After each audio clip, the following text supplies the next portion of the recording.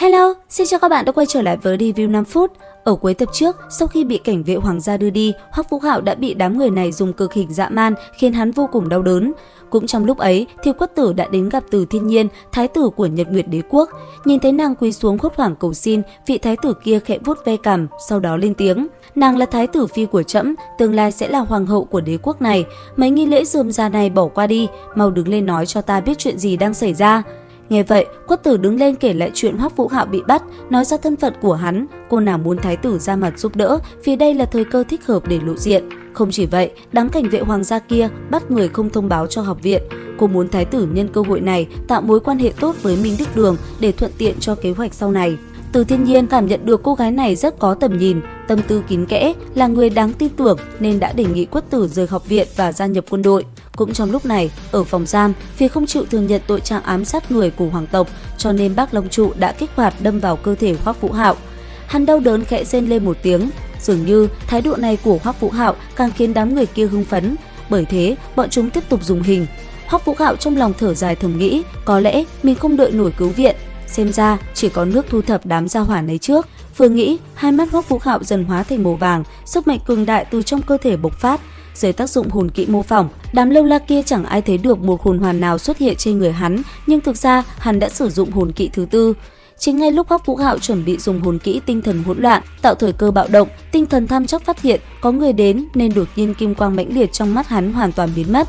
Trong tiếng kêu rên thảm thiết, cây đinh bị kìm chế từ lúc nãy bật mạnh lên như lò xo, đâm vào thân thể hắn khiến máu tươi phun ra. Không chỉ vậy, Hoắc Vũ Hạo dùng sức giãy một cái, những vết thương đã kéo ra non sau lưng lại hở ra. Chỉ nháy mắt sau, hắn đã biến thành một huyết nhân thực thụ.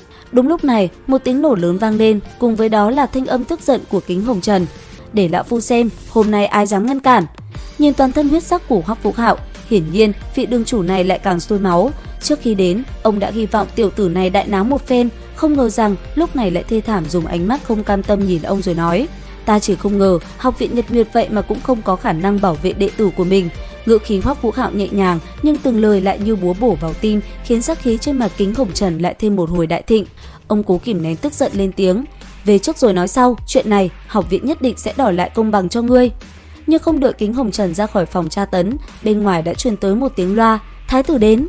Kính Hồng Trần hơi sửng sốt, dừng lại ngẫm nghĩ nghi hoặc. Dù ông không hề tham dự triều chính, nhưng phạm vi thế lực của các hoàng tử vẫn biết rất rõ. Đội an ninh hoàng gia rõ ràng không thuộc quyền quản lý của thái tử, mà là tam hoàng tử.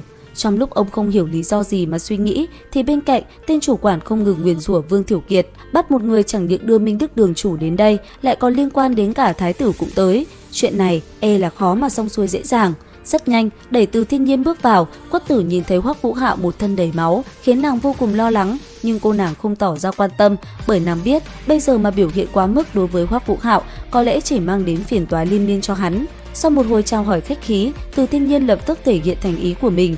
Hắn vừa hạ lệnh, năm tay sai đắc lực của tam hoàng tử đã hành hình Hoắc Vũ Hạo lập tức bị xử trảm ngay trước mặt mọi người. Sắc khí lạnh lẽo khiến ngay cả Kính Hồng Trần sắc mặt cũng đại biến. Sự việc này đến đây coi như xong, Kính Hồng Trần cũng không có lý do gì ở lại, liền đưa Vũ Hạo về trị thương. Hôm sau, khi hắn còn chưa tỉnh, Quất Tử đã đến thăm, đây cũng là lần từ biệt cuối cùng. Trước khi đi, cô nàng nhỏ giọng lên tiếng: "Vũ Hạo, xin lỗi, lần này là ta làm liên lụy đến ngươi.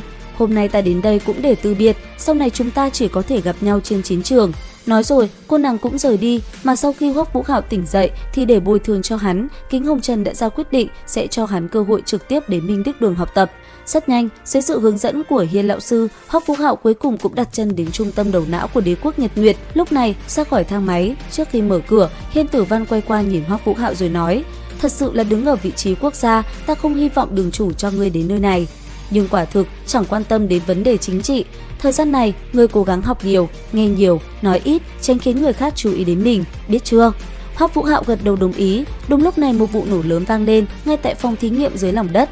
Đến đây thì cũng hết tập 54 Đấu La Đại Lục 2. Xin chào và hẹn gặp lại các bạn ở những video tiếp theo.